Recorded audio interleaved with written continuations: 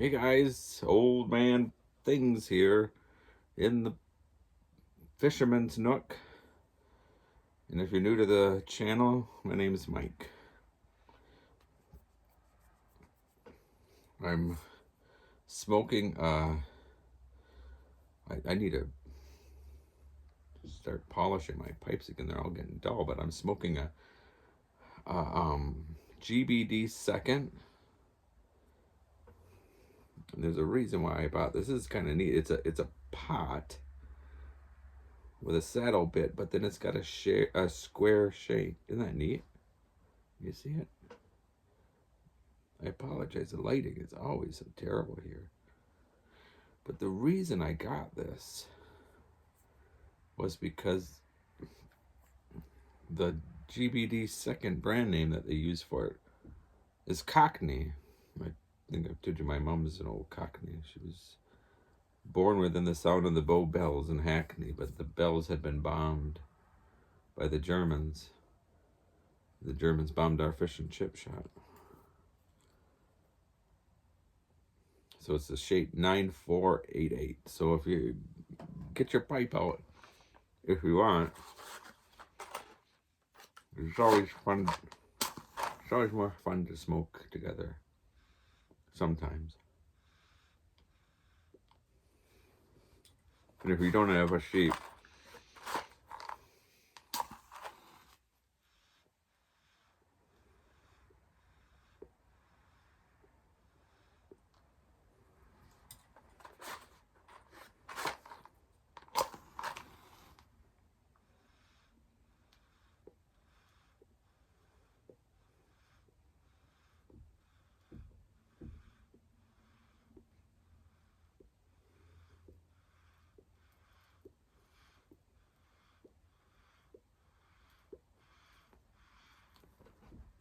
right. Nothing more boring probably than sitting there watching me sit there and try to get my pipe together. That's the one thing about pots. Like, look at this one. I got an original old Comey pre-World War II. And it's a pot. And it's not seconds, but look how big that is. And that's not drilled. Can you see it? Look at that. I mean, that's not like something, that's how it was. That's not, because I've seen pictures of them like that. But the pots are hard to get lit sometimes. I don't know if anyone has any tips on a quick, easy way of lighting a pot. Let me know, please. In a tobacco pipe pot is what I mean.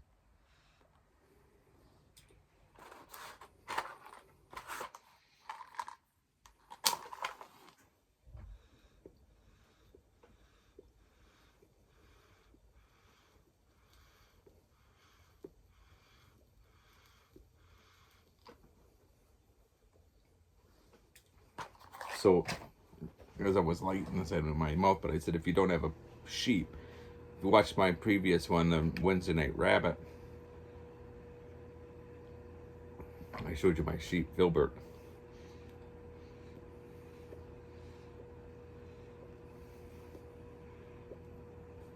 That I made a pipe foreman. He just sits there and smokes his pipe and doesn't say a word. Should I show you Filbert? I've got him right over here.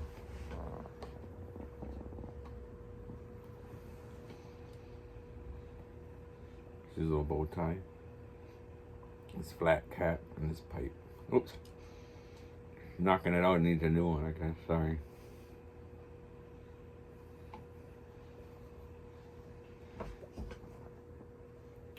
You'll think I'm bloody nuts as anything, but I got another one today.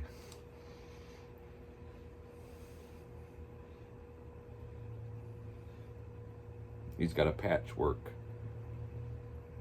flat cap, a bent pipe, and a polka dot tie. And I don't know yet what I want to call him, but my wife says that I lost too much oxygen to my brain that Friday night. And she says if you get another sheep.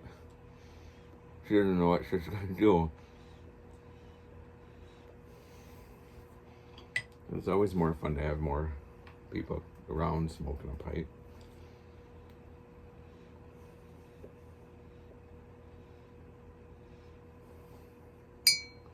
I said, trust me, if I get a third sheep, I said, then you better make sure I didn't lose oxygen to my mind, my brain. I'm drinking tea out of my John Wayne.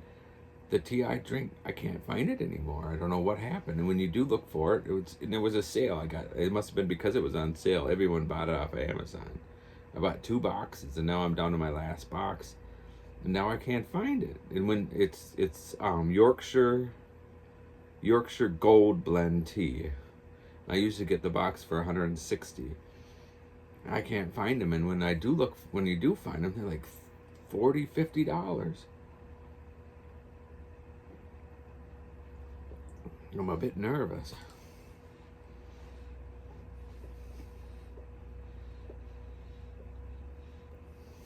Anyhow, so I thought I'd tell more of a story than anything to do with pipes tonight. I hope you don't mind. But I thought of this story, and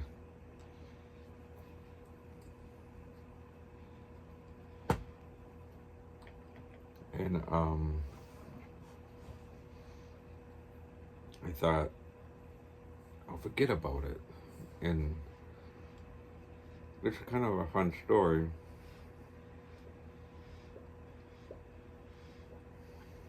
So I guess I would have been maybe, well, I know exactly what I was. I was 15, and my brother was out to college,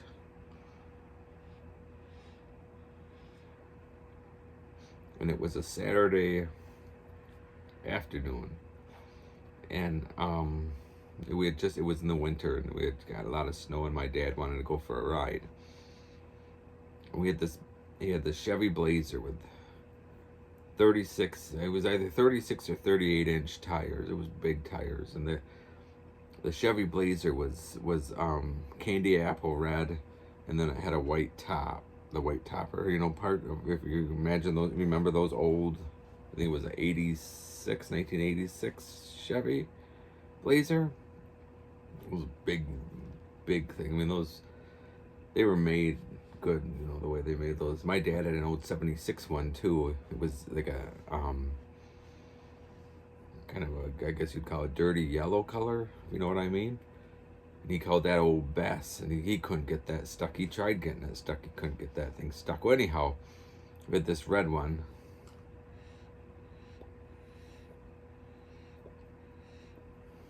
and we were driving it down the road, and we got to a part where it was pretty bad with the snow. It was a back gravel road, and the plows hadn't come out yet. So my dad got out, and you know how you'd shift it into 4-wheel drive and get out and turn the caps. So he'd shift it into 4-wheel drive, and we would each get out. I would turn the cap on my side, he'd turn the cap on his, and get back. And I had my driver's permit, learning permit. I didn't have my license yet. And we're driving, and we got off the gravel road, and we got on the main road. And it wasn't really a main road, but it was probably more of a county road. And this is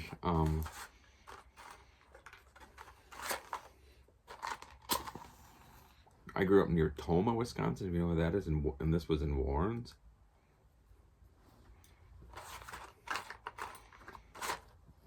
Warrens is known for their Cranberry Fest. If you ever, once a year, it's just crazy. I haven't gone since I was a kid. When we lived there, I wouldn't go there because it was so nightmarish.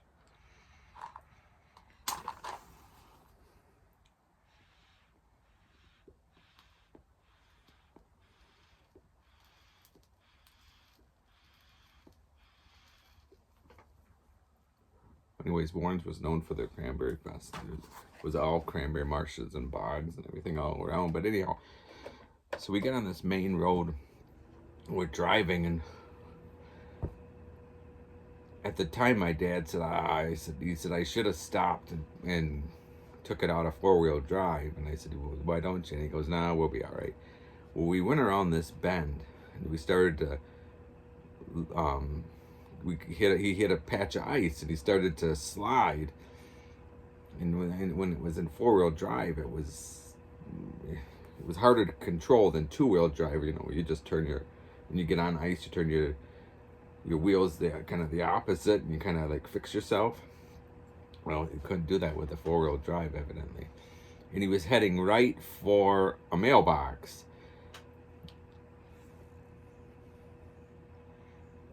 And of course, my dad was drinking.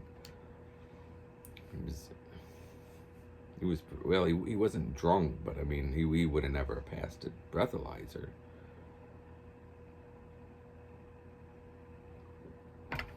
And that's what my dad did. And right or wrong, I mean, nowadays it's wrong, but I'm sure it was wrong then too. But it was just, yeah, you didn't think anything of it because that's what he did. That's what a lot of people did that. Anyway,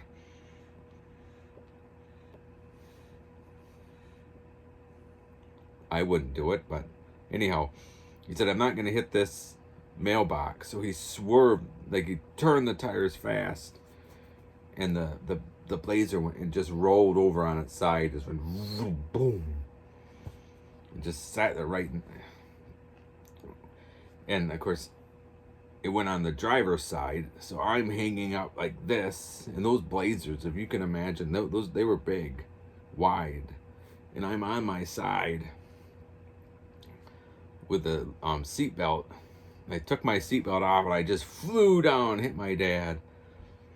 And I'm not tall. I'm like, what, 5'6". I think my dad was 5'7". Well, that door was so heavy, I couldn't do it. I couldn't lift it up. I couldn't open it and try to lift it. It was just so heavy.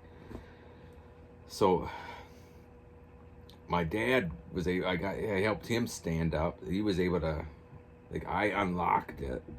And I unlocked it with my hand, he took his 2 hands and kind of jumped and pushed at it enough that it like opened and then stayed there. Well, I said to him, how the heck am I going to climb up? So he goes like this. And I put my foot on his hand, and he goes and he tosses me through the air. And I mean, he tossed me. I flew through that Blazer. And guess where I landed?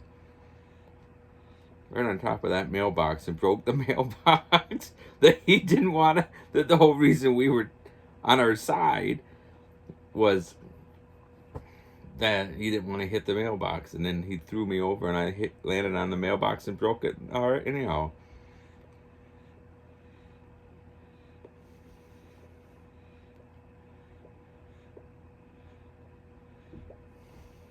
A lady that my mom was friends with came driving by and saw us there, and she had a pickup truck. So she knew us, and my dad he had a chain that he was able to get from the back of the Blazer, and she hooked it up to her pickup and kind of went a little bit, and it went back on its side, back normal way, and my dad started it up, and away we went home. But that was but then we went back and we had to fix it the next day. But that was just my story.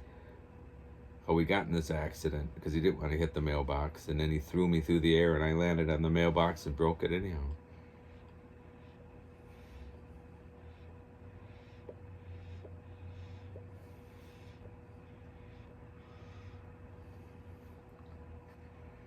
So we're trying to think. I think that I'll call it a night, you guys. We went out to eat. I'm in my pajamas. Oh, actually, I'll tell that. You see me, probably never saw me like this. I got my pajamas, well, lounge pants. We went out to eat. I took my wife on a date for a fish fry. And since we left the North Woods when we lived on the lake, they don't do fish fries as good as they did over on the lake when we lived up north. So we found a spot that was supposed to do good fish fries, and they did good fish fries, but boy, am I full.